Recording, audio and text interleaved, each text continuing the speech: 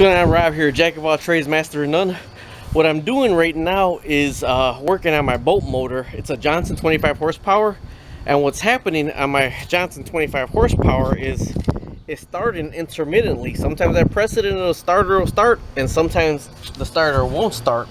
So I noticed that the wires are all frayed and broken up right in here. So what I'm going to do is slice back here, since I have more than enough wire, and wire from right here. Alright, what I wanted to show you was the negative gets bolted, the ground gets actually bolted to the motor itself. That's the ground right here, and this is a 7/16. Now the hot gets bolted to right here, and I just took that one off with a pair of pliers. Okay, so I had to take the whole wire out right now. But one thing working on a boat motor is you don't ever want to run it hot without the clip to go on right there and your hose running, because if you run it hot you're going to burn your motor out. There's no cold water going through it. So I don't got the clip on it right now because I'm not running it. Looking at these right here, I'm probably going to have to run to AutoZone or O'Reilly's and get more clips, because I'm going to clip the wire back here, feed new wire through, and then rehook new wire. And then, like, it'll start intermittently. Me and my son will be sitting on the lake and start up, getting ready to go home. Click, click, click, click, click, click. And I just don't want to get stuck on the lake with a trollin motor. It was real windy out today, and that trollin motor wasn't doing anything for us today. So I really, that's why I came home and I'm working on this right now. So like I said, right now, I took this hot off with a pair of pliers. I took this ground off with the 7/16. I'm taking the rest of the wire out with a 7/16. I'm going to come back here, probably right here, cut the wires, cut the sleeve off from back here, and run new wires in here. So you see the positive, the hot, got to be a lot longer than the ground. Alright, so bear with me as I pull this wire out. Alright, I got the screw all the way out. So I lifted it up, and I had to use a flathead screwdriver to pry it open, because the clip that holds the wire in place wouldn't come past those right there. I'm actually going to try to open those up with a screwdriver, see if I get them with a screwdriver, and if I can, I got to buy new ones. Alright, I used my wire dikes right now to clip these ends off. And I'm going to have to buy new ends because these ends ain't coming off. They're really good. But I unscrewed this, got this out, cut it out with wire dikes. I'm going to pull it back through and then cut new wire way back where this bend is right here. And hopefully it's not as frayed as it is right here.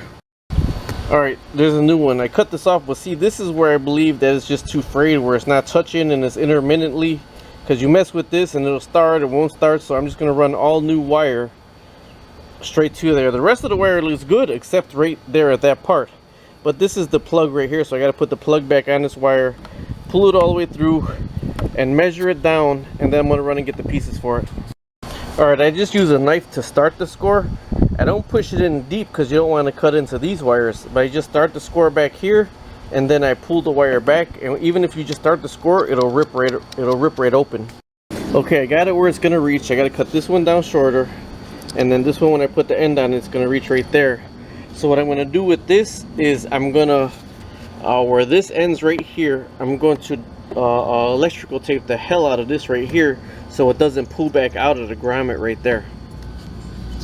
Alright, see, I electrical tape the hell out of like a little mound right there so the grommet can't go further back and pull the wire back out once it's sitting in there. I had to feed the grommet through, sit it around here.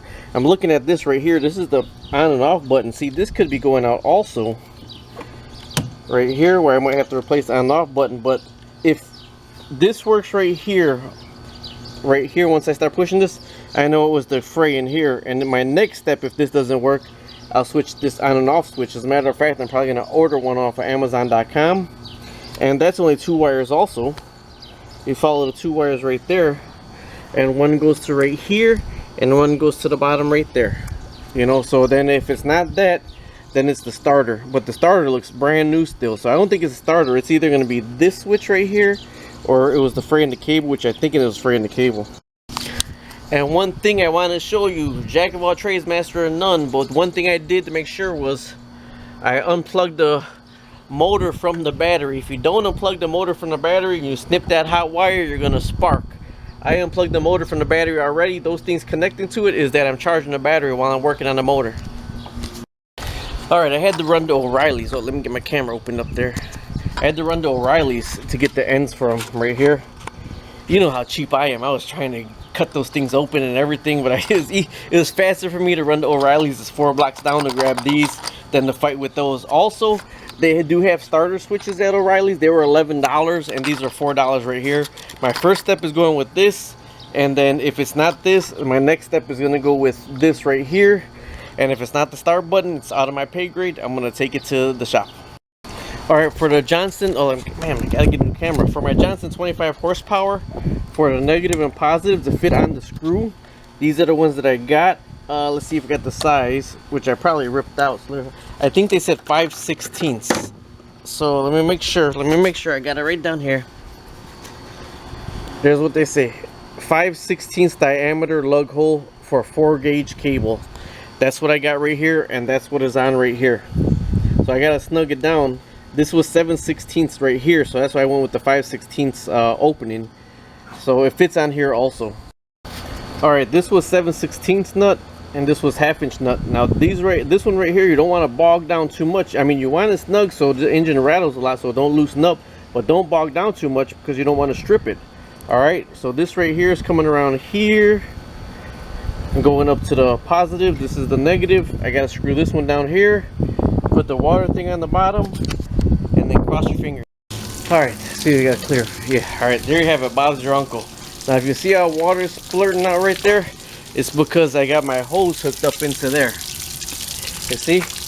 That's the thing you can pick up, and it squeezes on the water inlet.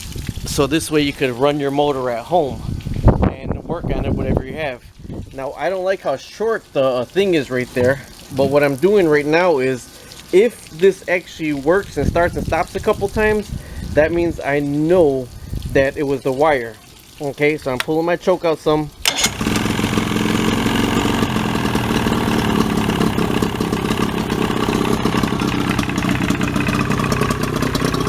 And you see the water squirting out right there? And the water squirting out. That means that it's keeping cool right now. If the water wasn't squirting out, it wasn't keeping cool.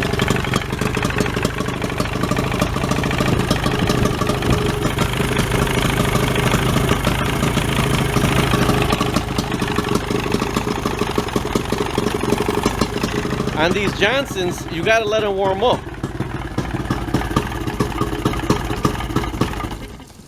You gotta let them warm up, or to keep them.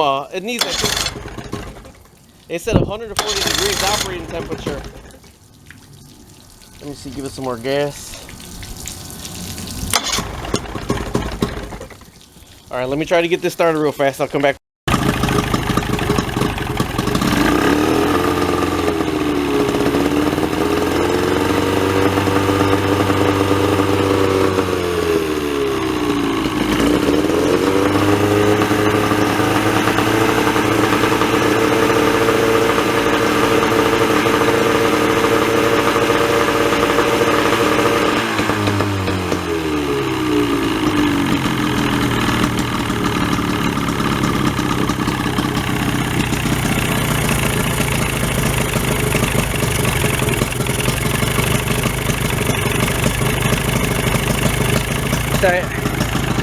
I know the Johnson motor, this is where it should be idle, but I know mine has to be right here to be idle, but this is where it should be idle. But actually it has to be at 140 degrees. I think it's 140 degrees for optimal temperature for you to do it, for it to be running at a regular idle. So you see I stopped it and started, stopped it and started like 4 times. So I know that it's not that it's the cable that's bad. So what I'm going to do is buy a longer cable right there. After I get to optimal temperature, I'm going to go ahead and I'll do start and stop again for you.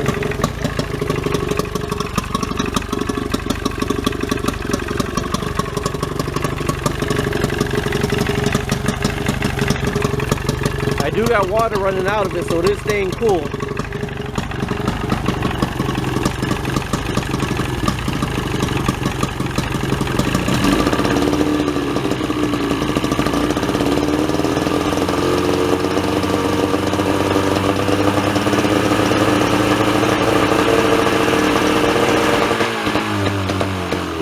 In neutral right now.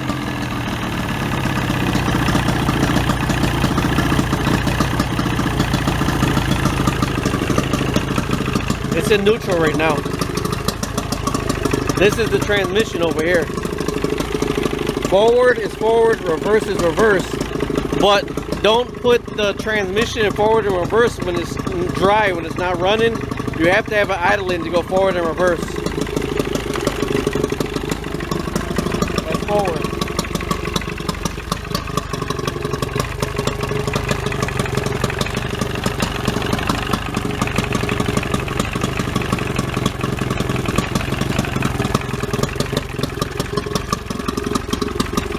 Go back to neutral.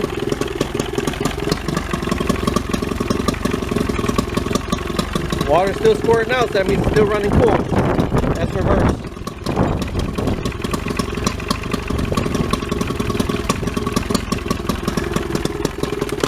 Oh, neutral.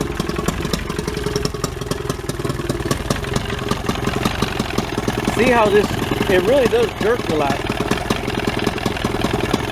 This is the stop button right here. That's the kill switch. Okay, but you have to make sure that you got your water running out, because if you don't got your water running out, it's not keeping the engine cool at all. So let's see if it'll start up again right now. Now it should start regularly now because it's warmed up already.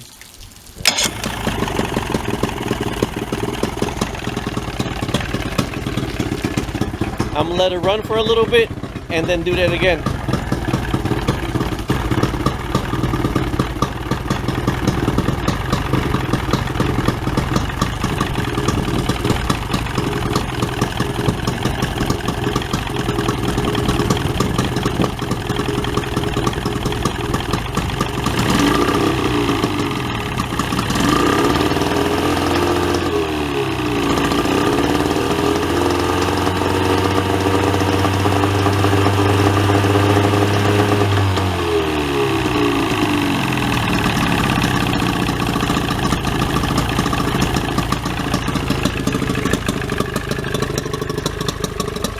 Alright, I'm going to let it run for a bit, then I'll shut it off. And I got one more trick I got to show you when you're done for the day using your boat. Okay, last time I'm going to try it. I tried it like 4 or 5 times in a row. So we're going to try it one more time. It's nice and warm. Okay, now here's one thing though. When you're, once you got it at your idle, go ahead and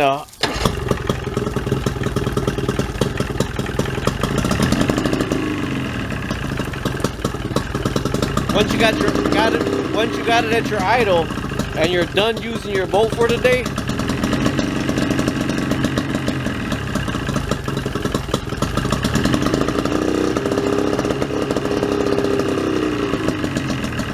trying to get it a good idle.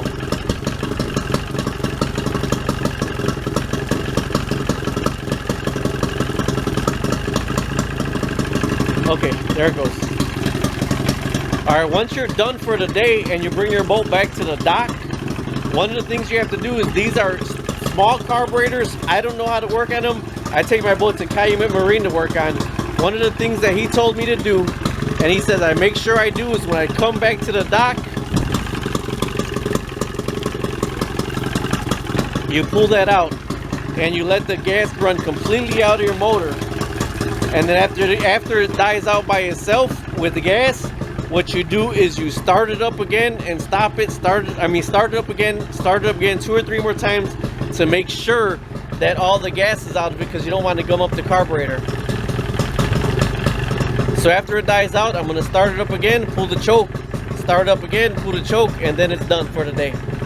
But like I said, it was just because my start button wasn't working. My start button, something was wrong, where it turned out to be the wire was broken. Now I don't have too much wire left with that to go, so I might just buy a whole new cable. It just troubleshot it for me to let me know if it was the wire, the switch, or the starter. But right now, like 6 times in a row now, it started right up. Alright, thanks for watching. Bye bye. One other thing I wanted to show you, I shut it off already, but your garden hose gets hooked into this right here, and then this gets slid over your inlet right here, and that's what you could use. These, you pick them up, they're like $5 or $10, and these are what allows you to be able to work on your boat at the house. LOL. You know what I'm thinking right now? Why my damn motor's freaking running really rough? I'm like, what the hell's going on? I'm worried about shooting this video. Look,